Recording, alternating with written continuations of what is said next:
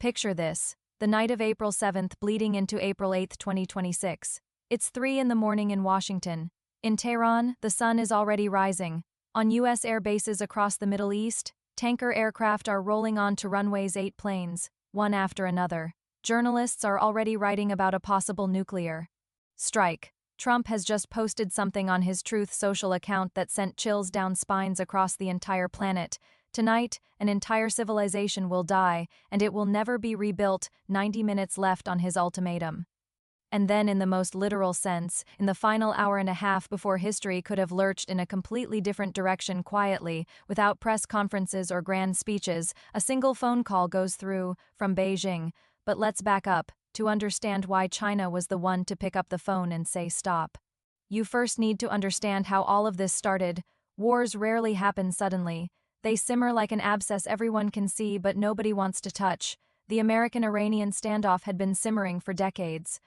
Since 1979, when the Islamic Revolution swept through Iran and American diplomats were taken hostage inside their own embassy in Tehran, the two countries had lived in a state of permanent Cold War. Sanctions, proxy conflicts, mutual threats, all of it had become routine.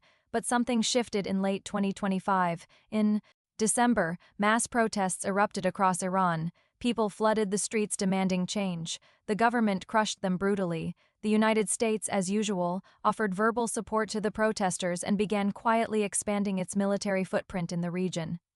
Then came the intelligence. Iran, according to U.S. negotiator Steve Witkoff, had proudly announced it had accumulated enough enriched uranium for 11 nuclear bombs. 11. Israel, which had viewed Iran's nuclear program as an existential threat since the early 2000s, could no longer wait.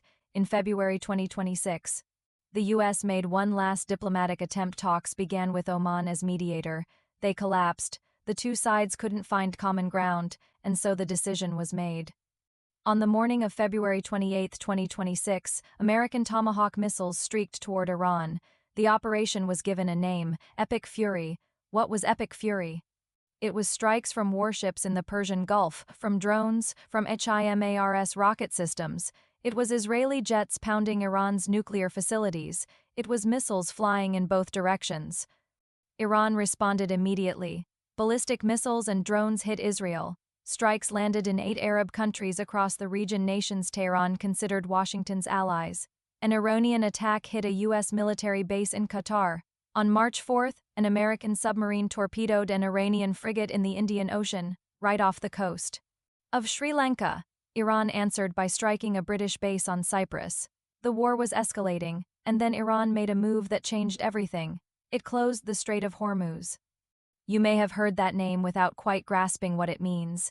Here's the simple version. The Strait of Hormuz is a narrow ribbon of water between Iran and Oman, just about 34 miles across at its narrowest point. Between 20 and 30% of all the world's oil passes through it.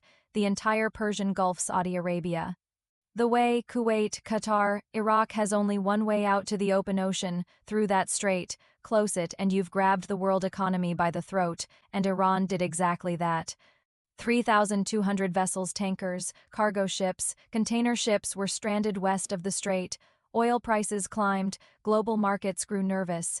U.S. allies began calling Washington with one question: what is going on? Trump, by all accounts, called it a bluff. He said Iran couldn't keep the strait closed for long. But even he, it seems, understood. If this was a bluff, it was an extraordinarily expensive one. While the bombs were falling and tankers sat in line outside a closed strait, a completely different story was unfolding backstage. A story about how several countries quietly, carefully, without drawing attention to themselves, were trying to stop this war. The lead character in that backstage story was Pakistan. That might seem surprising, right? Pakistan, a country with problems of its own, a nuclear-armed state with a volatile political situation, suddenly becomes the chief diplomatic broker between two nuclear powers, and yet that's exactly what happened. Pakistani Prime Minister Shehbaz Sharif began calling Tehran and Washington in the opening days of the war. By all accounts, Pakistan's diplomats showed a remarkable delicacy. They never leaked the contents of conversations, never held press conferences, never boasted about their progress. They just worked. Sometimes they coaxed. Sometimes they threatened. Pakistan is Iran's neighbor, a Muslim country with enormous influence in the Islamic world. In Tehran, Pakistan's voice carried weight, but there came a moment when even Pakistan hit a wall. Iran set a condition: it would only agree to a ceasefire if it received guarantees that the U.S. would not resume bombing during the truce. Ironclad guarantees, legally binding, signed by someone Tehran actually trusted. Pakistan couldn't provide those guarantees. Trump certainly couldn't, and that's when China stepped onto the stage. China and Iran are allies. Not brothers in ideology, their political systems couldn't be more different, but allies in interest. China buys Iranian oil despite Western sanctions. Iran receives Chinese technology and diplomatic cover in the UN Security Council. It's a mutually profitable arrangement, but China is a deeply cautious country. It never jumps directly into other people's conflicts. It never takes on more obligations than it has to. Its diplomatic style is influence from the shadows, quiet pressure, hints, not ultimatums. On March 31, 2026, Pakistan and China jointly proposed a 5-point de-escalation plan. It contained everything reasonable: a ceasefire, negotiations, security of maritime routes, but Iran hesitated. Trump kept extending his deadlines, first by 10 days, then by another 24 hours, and then came that night. April 7th, sliding into the 8th. Trump posted his blood-chilling message. Tanker planes were taxiing onto runways. Journalists were speculating about a nuclear strike, 90 minutes left on the ultimatum. At that moment, according to 3 Iranian officials who later spoke to the New York Times, a call came through from Beijing to Tehran. The content of that conversation has never been officially disclosed, but its meaning became clear from what followed. China persuaded Iran to do something very specific: agree to a ceasefire without ironclad guarantees, to simply trust, to accept the risk. China couldn't guarantee that the U.S. wouldn't resume strikes, but it could say, "We are here, we are watching, we will not let you be abandoned." That was enough. 90 minutes before the deadline expired, Iran said yes. Trump announced the ceasefire in his characteristic style, loudly and triumphantly. In an interview with AFP, he declared a complete and unconditional victory for the United States. The Strait of Hormuz was reopening, the bombing was stopping. But then a small detail that reveals a great deal about this man: Trump himself credited China for helping bring about the ceasefire. That was unexpected, because acknowledging Beijing's role in that moment means acknowledging that China was necessary. It means acknowledging that China is now a player in this story. Iran, for its part, also declared victory. Iran's National Security Council officially called the ceasefire a win, because in their telling, the U.S. had accepted Iranian terms: 2 camps, 2 narratives, 2 winners, and no actual peace.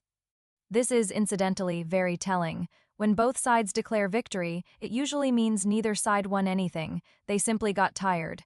Now let's pause and ask, why did China do this? On the surface, a war in the Middle East seems far away. Let them fight. But no, for China, this war was a problem from day one. First, Iran is an oil supplier. China buys enormous quantities of Iranian oil. War means sanctions, blockades, disrupted supply chains. That's a headache for the Chinese economy. Second, the Strait of Hormuz. Not just Iranian oil flows through it, so does the oil of the entire Persian Gulf. China is the world's largest oil importer. A closed strait is a blow to Chinese industry across the board. Third, and this is the most interesting part, China saw an opportunity in this situation. A chance to show the world, we are a responsible power. We know how to stop wars. We are an alternative to American leadership.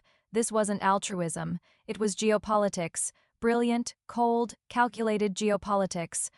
And yet notice this: China never for a moment took on too much. It persuaded Iran to drop the demand for ironclad guarantees, and in doing so, released itself from any obligation to provide them.